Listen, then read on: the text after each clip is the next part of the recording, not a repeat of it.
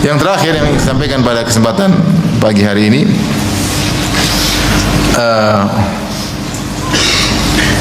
bahwasanya latih selalu husnudzon kepada Allah Subhanahu wa taala. Dengan meyakini bahwasanya Allah adalah Arhamur Rahimin. Zat yang paling Maha Penyayang. Yang sayang sama kita banyak di dunia ini. Anak kita sayang sama kita atau tidak? Sayang. Yang punya anak, yang enggak punya anak belum ngerti. Istri kita sayang atau tidak? Sayang meskipun dia suka ngomel, dia tetap sayang. Orang tua kita sayang atau tidak? Sayang. Orang tua kita sayang sama kita. Teman-teman kita sayang atau tidak? Sayang. Kita datang dilayani, kemudian dia sayang. Telepon kita sayang. Ya. Semua itu sayangnya sedikit. Yang lebih sayang kepada kita adalah pencipta kita. Ibu kita yang sayangnya luar biasa kepada kita masih kalah jauh dengan kasih sayang Allah Subhanahu wa taala, ya. Jauh. Allah aja mengatakan, Allah menciptakan 100 rahmat. Allah turunkan di bumi baru 1 rahmat, masih 99 rahmat yang Allah ciptakan di akhirat. Itu baru satu aja kita sudah merasakan kasih sayang ibu kepada apa? Anak. Bagaimana dengan kasih sayang Allah Subhanahu wa taala yang Allah siapkan untuk seseorang di akhirat, ataupun sifat rahmat Allah, dan itu adalah asar dari rahmat Allah ketika Allah menciptakan rahmat kasih sayang. Satu saja yang Allah turunkan. Yang antum lihat, ibu antum begitu sayang sama antum, adalah satu dari 100 rahmat yang Allah ciptakan. 99 masih belum Allah turunkan. Oleh karenanya, ketika Nabi melihat seorang ibu yang memeluk anaknya kemudian menyusuinya, dan itulah rahmat kasih sayang terbesar di alam semesta ini, kasih sayang seorang ibu kepada anak, apalagi anaknya baru hilang, kemudian dia dapati, kemudian dia segera memeluknya dan menyusuinya. Ini rahmat terbesar di dunia yang bisa kita bayangkan, ya. Maka Nabi berkata kepada para sahabat, "Lallahu arhamu bi ibadihi min hadhihi bi waladiha." Allah lebih sayang kepada hamba-hambanya daripada seorang ibu kepada anaknya. Saya sering sampaikan, kenapa bisa demikian? Mudah, karena Allah yang menciptakan kita. Ibu kita kenapa sayang sama kita? Karena kita pernah dalam rahimnya.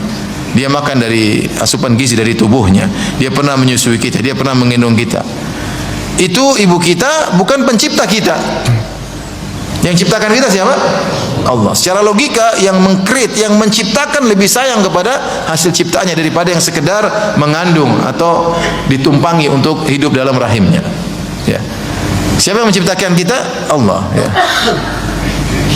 Fi ayyi suratin ma syaa rakkabak. Yang menentukan bentuknya siapa? Allah. Yang mengatur rezekinya siapa?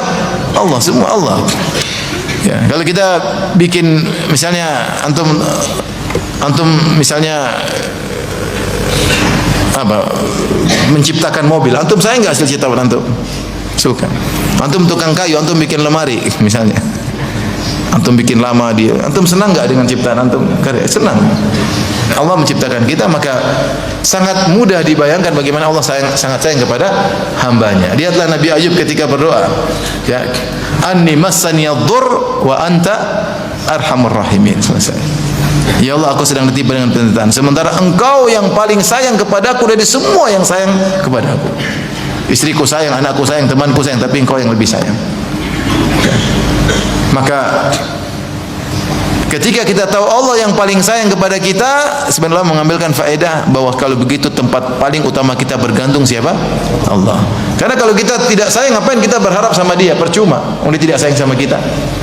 Siapa yang paling utama untuk kita berharap? Yang paling sayang sama kita, yang paling tahu yang terbaik tentang kita, yang paling mengerti tentang kondisi kita, yang paling tahu obat yang terbaik buat kita.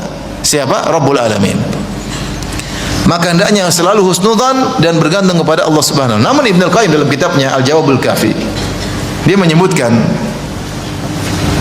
husnudzan seperti ini memang sulit kalau orang suka maksiat, susah. Ketika dia suka maksiat, kemudian hatinya bergelimang dengan dosa, dia susah husnudzan. Dia husnudzan, hatinya berkhianat, nggak bisa. Saya banyak ini, saya banyak maksiat, gimana? Susah. Meskipun dia baca hadis-hadis tentang Allah Maha Penyayang.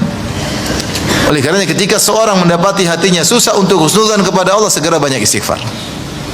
Dia cek lagi, cross check dirinya, apa dosa-dosa yang sedang dia lakukan, atau dosa-dosa yang sedang dia rencanakan, atau dosa-dosa yang sudah dia lakukan, segera dia perbaiki dirinya. agar hatinya semakin bersih sehingga dia mudah untuk husnudzon kepada Rabbul Alamin. Dan Allah berfirman dalam hadis qudsi, ana inda dhanni abdi bi, sungguhnya aku berdasarkan persangkaan hambaku kepada aku. Subhanallah, buka pintu. Saya tergantung persangkaan apa? Hambaku, ya. In dhanna khairan falahu, kalau dia berprasangka baik maka bagi dia kebaikan yang sesuai dengan dia persangkakan. Wa in dhanna syarran falahu, kalau dia berburuk sangka maka bagi dia keburukan tersebut. Falyadhun abdi bima syaa, maka hendaknya hambaku berprasangka tentangku dengan apa yang dia sukai. Maka tadi seorang berusaha bersihkan dirinya, dia tahu Allah Maha Penyayang dan zat yang paling Maha Penyayang itu yang paling berhak untuk kita husnudzoni, dan zat yang paling Maha Penyayang itu paling berhak untuk kita bergantung kepadanya. Karena dia yang lebih tanggap, dia lebih perhatian, dia lebih kasih solusi. Maka seorang hendaknya selalu menggantungkan hatinya kepada Allah, jangan bergantungkan hatinya kepada sebab.